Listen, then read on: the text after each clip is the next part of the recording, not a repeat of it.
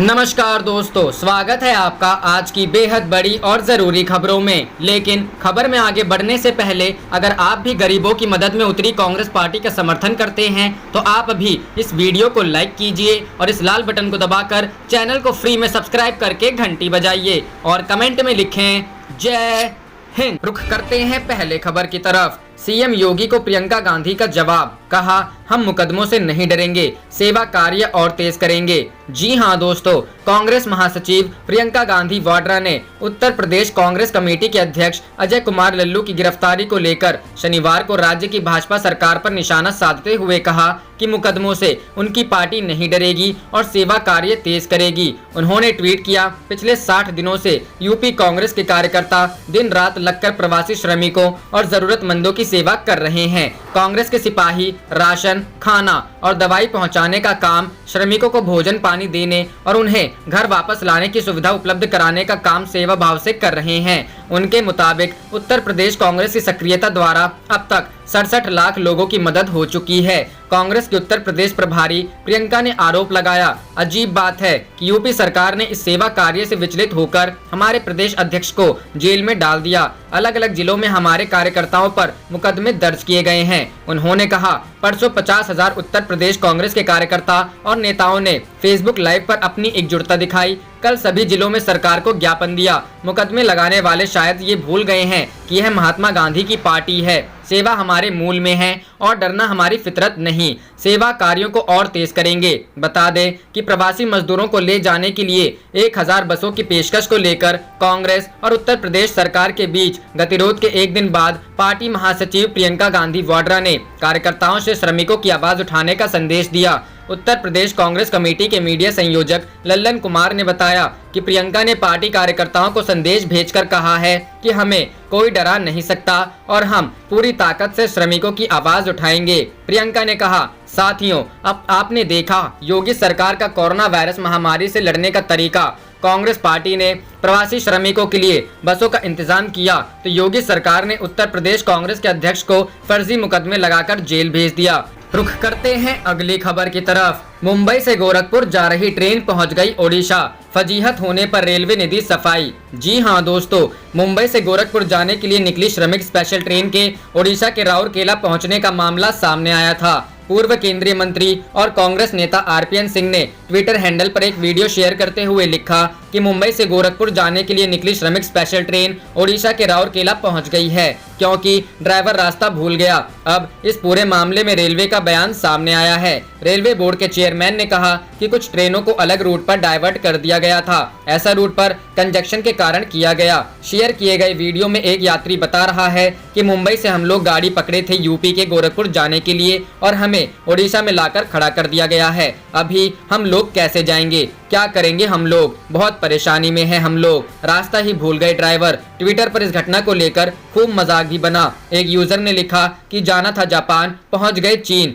समझ गए ना। रुख करते हैं अगली खबर की तरफ। बिहार, लालू यादव ने नीतीश सुशील मोदी पर कसा तंज, पलटू सल्टू के गले में अब 15 बरसों का ढोल। जी हां दोस्तों, राष्ट्रीय जनता दल के प्रमुख लालू प्रसाद यादव और उनकी पत्नी तथा बिहार की पूर्व मुख्यमंत्री राबड़ी देवी ने शनिवार को 15 साल से राज्य के नीतीश शासन पर तंज कसा है। उन्होंने मुख्यमंत्री नीतीश कुमार और उप मुख्यमंत्री सुशील मोदी पर करारा सियासी हमला बोला। लालू ने जहां 15 सालों के राष्ट्रीय जनतांत्रिक गठबंधन की सरकार पर कटाक्ष किया है। रुख करते हैं अगली खबर की तरफ। यूपी कांग्रेस चीफ की गिरफ्तारी पर भड़के सीएम गहलोत, कहा आवाज उठाना अपराध नहीं। जी हां दोस्तों, बस विवाद में गिरफ्तार हुए थे अजय कुमार लल्लू। सीएम अशोक गहलोत ने की रिहाई की मांग। राजस्थान के मुख्यमंत्री अशोक गहलोत ने उत्तर प्रदेश कांग्रेस के मुखिया अजय कुमार लल्लू की गिरफ्तारी को निंदनीय बताया है। सीएम गहलोत ने प्रधानमंत्री नरेंद्र मोदी, गृह मंत्री अमित शाह और भारतीय जनता पार्टी के अध्यक्ष जेपी नड्डा से तत्काल दखल देकर रिहा करने की मांग की है। अशोक गहलोत ने ट्वीट कर कहा, यूपी कांग्रेस के मुखिया अजय कुमार लल्लू को बिना गलती के गिरफ्तार कर लेना बेहद निंदनीय है। जनता की आवाज उठाना कोई अपराध नहीं है। अगर हर सत्तारूढ़ पार्टी यही करेगी तो इसका बेहद गलत प्रभाव पड़ेगा। एक अन्य ट्वीट में उन्होंने कहा कि पीएम मोदी, अमित शाह और जेपी नड्डा को तत्काल उनकी रिहाई करने के लिए दखल देना चाहिए। अशोक गहलोत ने अपने ट्विटर अकाउंट पर तीनों नेताओं को मेंशन किया है। रुख करते हैं अगली खबर की तरफ। बहरी अंधी सरकार को जगाने के लिए विपक्ष को सड़कों पर उतरना पड़ेगा, यशवंत सिन्हा। जी हां दोस्तों, लॉकडाउन और केंद्र सरकार द्वारा जारी किए गए आर्थिक पैकेज को लेकर विपक्षी दल लगातार सवाल उठा रहे हैं। इस बीच पूर्व वित्त मंत्री यशवंत सिन्हा ने भी प्रवासी मजदूरों के मुद्दे पर मोदी सरकार पर तीखा हमला बोलते हुए विपक्ष को नसीहत दी है। पूर्व बीजेपी नेता यशवंत सिन्हा ने शनिवार को ट्वीट कर कहा कि केंद्र की गूंगी अंधी सरकार को जगाने के लिए विपक्ष पार्टियों को सड़कों पर उतरना पड़ेगा, बयानबाजी अब पर्याप्त नहीं। पूर्व केंद्रीय मंत्री यशवंत सिन्हा ने शनिवार को ट्वीट कर लिखा कि विपक्षी दलों को प्रवासी मजदूरों और गरीब लोगों की स्थिति को उजागर करने के लिए विपक्ष को सड़कों पर उतरना पड़ेगा, जो गरीबों की पीड़ा के लिए बहरी और अंधी हो चुकी है। मात्र बयानबाजी अब पर्याप्त नहीं है। यशवंत सिन्हा की यह प्रतिक्रिया अंतरिम कांग्रेस प्रमुख सोनिया गांधी द्वारा 22 विपक्षी दलों की बैठक के एक दिन बाद आई है। श्रमिक मजदूरों को लेकर राजघाट पर धरने पर बैठे थे यशवंत। इससे पहले यशवंत सिन्हा सोमवार को श्रमिक मजदूरों को जल्द से जल्द पहुंचाने की मांग को लेकर राजघाट पर धरने पर बैठे थे, जिसके बाद पुलिस ने उन्हें हिरासत में लिया था। हालांकि बाद में उन्हें छोड़ दिया गया। वे लगातार सरकार से प्रवासी मजदूरों के लिए ट्रेन चलाने की मांग कर रहे थे। इसके बाद सरकार द्वारा मजदूरों के लिए ट्रेनें शुरू किए जाने के बाद उन्होंने केंद्र को धन्यवाद दिया था। ट्रोल्स को दिया मुंहतोड़ जवाब। वहीं ट्विटर पर ट्रोल्स द्वारा उनको निशाना बनाए जाने पर सिन्हा ने मुंहतोड़ जवाब दिया। सिन्हा ने लिखा कि जितना ट्रोल्स मुझे गालियां देंगे उतनी ही मुझे ताकत मिलेगी। रुख करते हैं अगली खबर की तरफ। मोदी सरकार 2.0, दिल्ली में हार, बिहार में रार, 2020 में 2015 जैसा हश्र बचाने की चुनौती। जी हां दोस्तों, देश जब इस वक्त सबसे बड़ी महामारी कोरोना वायरस के महासंकट से गुजर रहा है, इस बीच नरेंद्र मोदी सरकार 2.0 का एक साल पूरा हो रहा है। 23 मई 2019 को लोकसभा चुनाव के नतीजे आए थे और नरेंद्र मोदी लगातार दूसरी बार प्रचंड जीत हासिल कर दोबारा देश के प्रधानमंत्री बने थे। मोदी नाम का मैजिक लोकसभा चुनाव में सिर चढ़कर बोला, लेकिन 6 महीने के बाद ही जब राजधानी दिल्ली में चुनाव हुआ तो सब बदल गया। दिल्ली में एक बार फिर आम आदमी पार्टी की सरकार बनी और प्रचंड जीत हासिल हुई। वहीं जीत कदम भरने वाली भाजपा दहाई का आंकड़ा भी छू नहीं सकी। दिल्ली विधानसभा चुनाव के नतीजे बिल्कुल 2014 लोकसभा चुनाव और उसके बाद हुए विधानसभा चुनाव के जैसे रहे थे। दिल्ली में तो भाजपा की हार हुई, लेकिन इस साल होने वाले एक और विधानसभा चुनाव बिहार में अब पार्टी के सामने बड़ी चुनौती है, क्योंकि 2015 में वहां भी बीजेपी को हार ही नसीब हुई थी। प्रचंड बहुमत हासिल कर जब नरेंद्र मोदी दोबारा सत्ता में आए तो शुरुआती कुछ महीनों में सरकार ने बड़े फैसले लिए। अगस्त में पहले जम्मू कश्मीर से धारा 370 को हटा दिया गया और उसके कुछ दिन बाद ही नागरिकता संशोधन एक्ट को लाया गया। इसी साए में दिल्ली का चुनाव भी हुआ। नागरिकता संशोधन एक्ट को लेकर देश के अलग अलग हिस्सों में विरोध प्रदर्शन हुआ। मोदी सरकार के विरोध में आवाज उठ रही थी, लेकिन दूसरी ओर भाजपा भी राष्ट्रवाद का नारा बुलंद कर आगे बढ़ रही थी। शाहीन बाग प्रदर्शन, जवाहरलाल नेहरू यूनिवर्सिटी, जामिया मिलिया में हुई हिंसा के साए में भाजपा चुनावी मैदान में उतरी। केंद्रीय गृह मंत्री अमित शाह की अगुवाई में इसी को चुनावी थीम भी बना दिया गया, लेकिन बीजेपी की उम्मीद के मुताबिक सफलता प्राप्त नहीं हुई। रुख करते हैं अगली खबर की तरफ। सरकार से 1 रुपए की नहीं मिली मदद, राहुल के साथ बातचीत में छलका मजदूरों का दर्द। जी हां दोस्तों, कांग्रेस नेता राहुल गांधी लॉकडाउन में फंसे प्रवासी मजदूरों की मुश्किलों को लेकर लगातार केंद्र सरकार पर हमलावर रहे हैं। लॉकडाउन के चलते बड़ी संख्या में मजदूर पैदल ही अपने अपने राज्यों की ओर लौटने को मजबूर हो गए थे। कांग्रेस के पूर्व अध्यक्ष राहुल गांधी ने 16 मई को सुखदेव विहार फ्लाईओवर के पास इन मजदूरों से बातचीत की थी। राहुल गांधी ने आज सुबह अपने यूट्यूब चैनल पर एक वीडियो साझा की है। 17 मिनट के इस वीडियो की शुरुआत प्रवासी मजदूरों के पलायन के दर्द को दिखाने वाले दृश्यों से की गई है।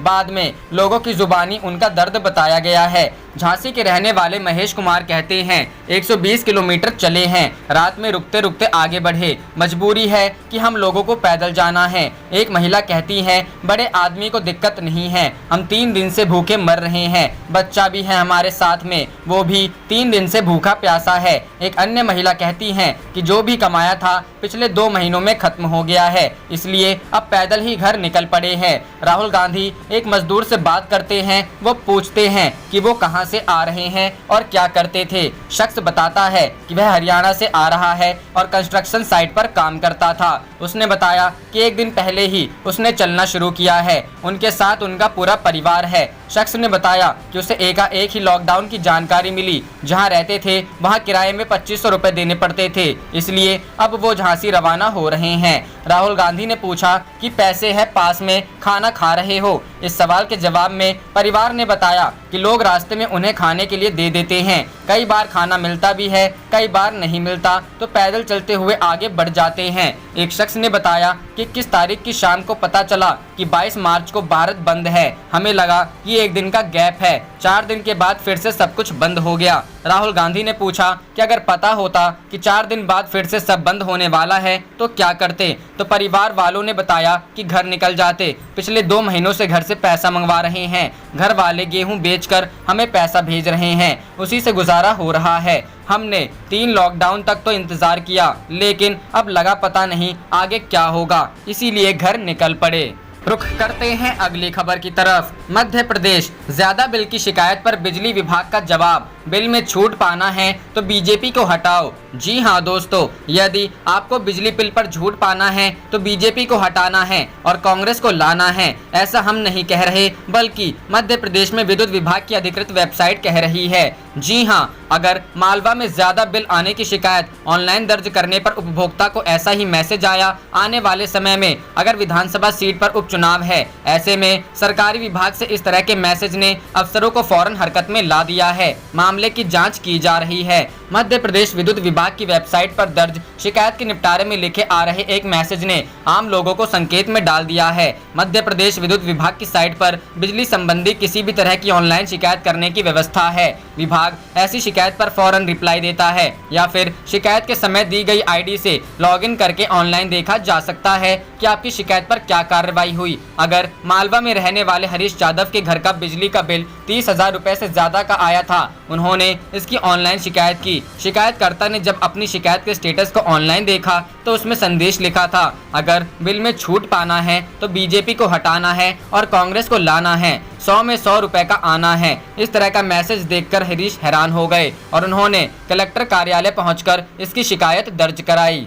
रुख करते हैं अगली खबर की तरफ। राहुल गांधी ने शेयर किया मजदूरों से मुलाकात का वीडियो। प्रवासी बोले, कोरोना नहीं साहब, भूख प्यास का है डर। जी हां दोस्तों, कोरोना वायरस संकट और देशव्यापी लॉकडाउन की मार झेल रहे प्रवासी मजदूरों पर अब राजनीति शुरू हो गई है। कांग्रेस अध्यक्ष राहुल गांधी ने मोदी सरकार को घेरने के लिए नया तरीका निकाला है। शनिवार को उन्होंने अपने ट्विटर हैंडल पर 17.15 मिनट का एक वीडियो को शेयर किया है, जिसमें वह प्रवासी मजदूरों से बात करते हुए नजर आ रहे हैं। वीडियो के साथ राहुल गांधी ने कैप्शन में लिखा, इस लघु फिल्म को देखें जिसमें मैं भारत के वास्तविक राष्ट्र बिल्डरों, हमारे प्रवासी भाइयों और बहनों के साथ बात कर रहा हूं। फुटपाथ पर की थी बात, सड़क किनारे फुटपाथ पर की थी बात। गौरतलब है कि कुछ दिनों पहले राहुल गांधी ने दिल्ली में पैदल जा रहे प्रवासी मजदूरों से मुलाकात की थी और उनकी परेशानियों के बारे में पूछा था। इस दौरान वह सड़क किनारे फुटपाथ पर ही बैठकर मजदूरों से बात कर रहे थे। राहुल के इस वीडियो में उस मुलाकात के दौरान हुई बातचीत को भी दिखाया गया है।